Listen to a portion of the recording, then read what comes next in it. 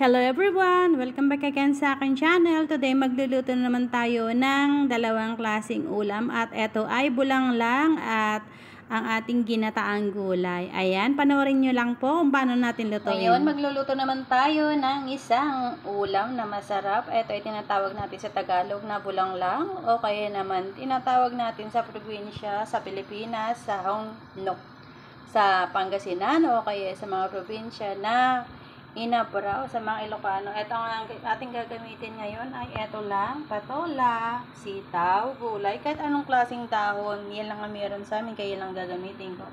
Siyempre, gagamit ako dito ng kamatis. Ayan, dried shrimp na maliliit, sibuyas, luya, at ang ating isda. Ayan, ang gagamitin natin. Ang gagawin natin ngayon, unahin natin, ilagay natin ang ating luya at sibuyas.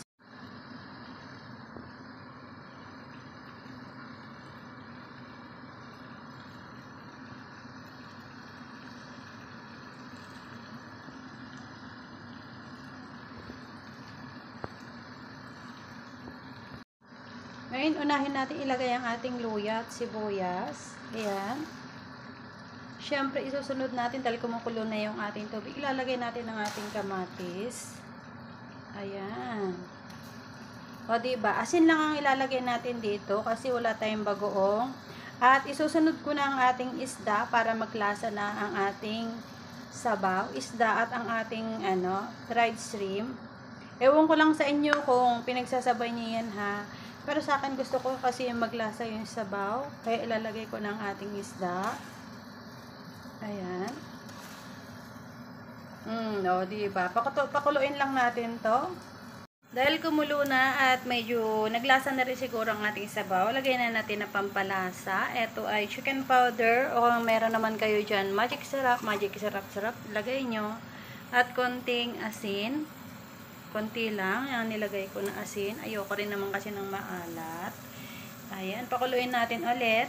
Pwede natin ilagay ang ating sitaw dahil medyo matagal lutuin ang ating sitaw. Ayan, sitaw muna.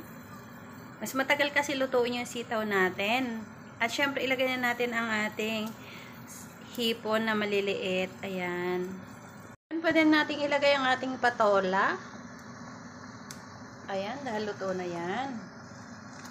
Lagyan natin ang ating patola. The more, the better. O, diba? At ilagyan na natin ang ating gulay at takpan na natin siya. Kunin ko lang yung takip natin. Natin hanggang sa maluto. Luto ng ating ulam. Maghahain na tayo. Ang sarap nito. Oh my goodness.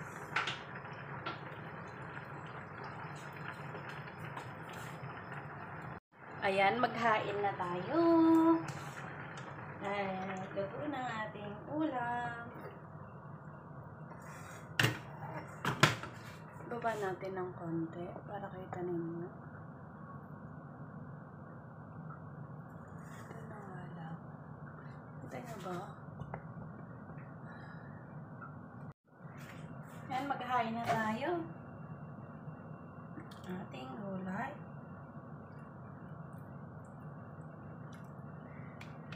Ang sarap na ito. May isda, may kamatis, may hipon.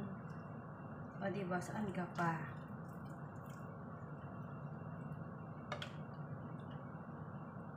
Ang sarap.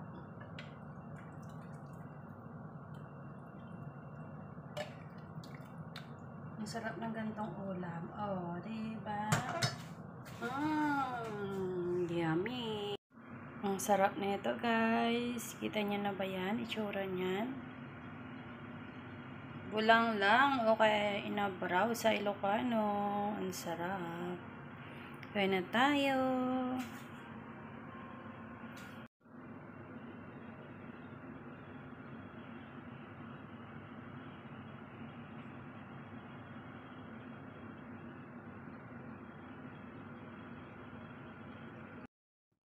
Ngayon, magluto naman tayo ng ating ginataang gulay at ito ang ating niluto. At syempre, panonoorin ninyo paano natin lutuin ang ating nilutong ginataang gulay na dalawang sahog lang.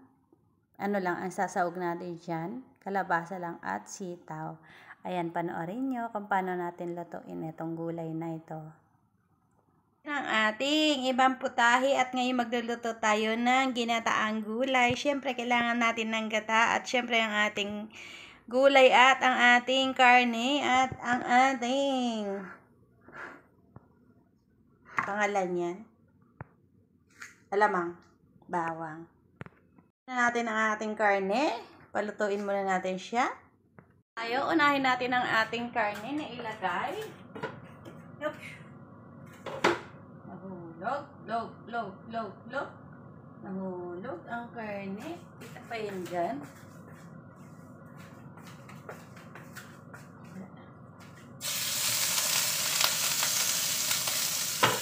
Takpan lang natin kasi baka tumalsik.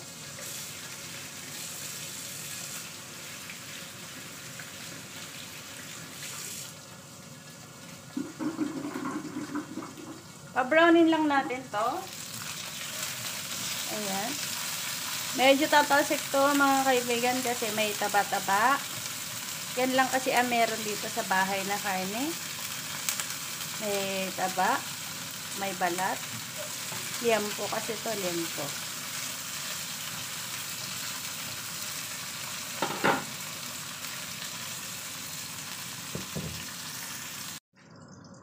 Lagyan na natin ang ating bawang. Yun ako maglalagay ng ating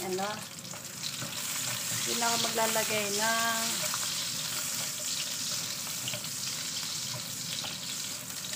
bango. Pabanguhin lang natin ang ating bawang. Saka natin ilagay ang ating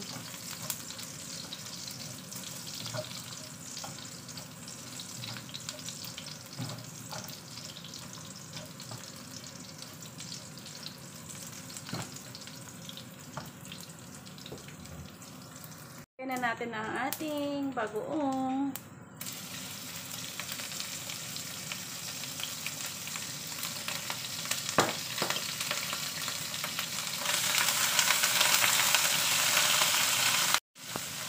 Ang bango na, ilagay na natin ang ating gulay.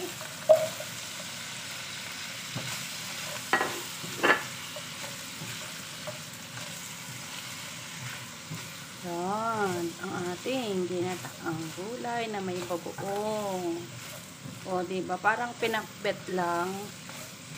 Pero meron tayong ilalagay na. Gisa lang natin. Konti pa.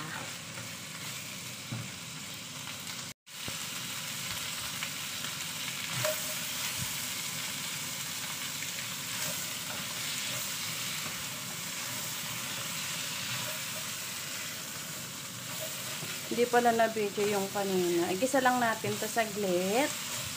Saka natin lalagyan ng ating gata.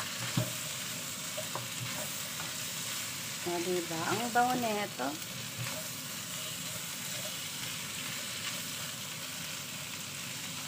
Ngayon, maglagay na tayo ng ating gata.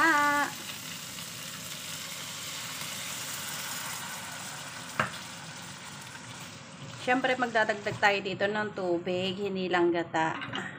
Para man maluto ang ating gulay. Ayan, hindi na tayo maglalagay ng asin. Kasi, meron na tong bagoong. Diba? Nakatry na ba kayo dito ng ganitong ulam? Siyempre, maglalagay ako dito ng pampalakasan natin. At chicken powder. Kung meron kayong magic sarap, pwede rin naman magic sarap. Kaso dito, hindi mahilig sa magic sarap. Kaya chicken powder na lang. Yan, takpan natin. Haluin natin, tapos takpan natin.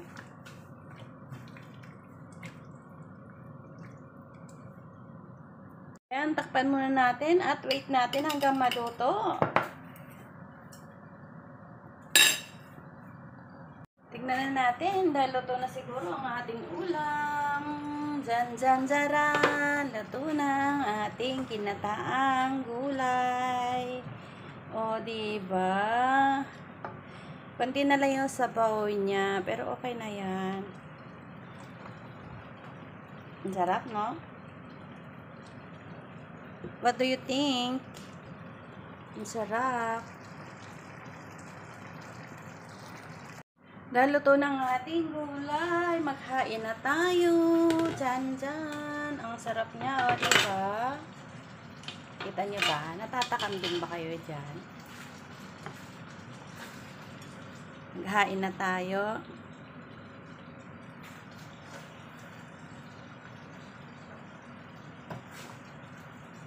Sarap ng ulam natin. Ay, dito pa pala nakapatay ang apoy. Patayin muna natin ang ating apoy. Ang sarap ng ulam natin. Diba? Ano tingin niyo dito sa ulam natin ngayon? Perfect! Diba? Ang sarap. Pinataang gulay. Yan lang ang sahog. Hindi na kailangan ng maraming sahog. Simutin natin ang kanyang sauce. At ito na ang ating gulay. Dahil luto ng ating pinakbet, ang ating ginataang gulay, eto, maghain na tayo para makakain na rin tayo. Kita nyo ba yan? Ang sarap. Napakasimple lang ng luto na to. Konti lang yung ricado ninyo. Hindi nyo na kailangan nasang katutak na ricado.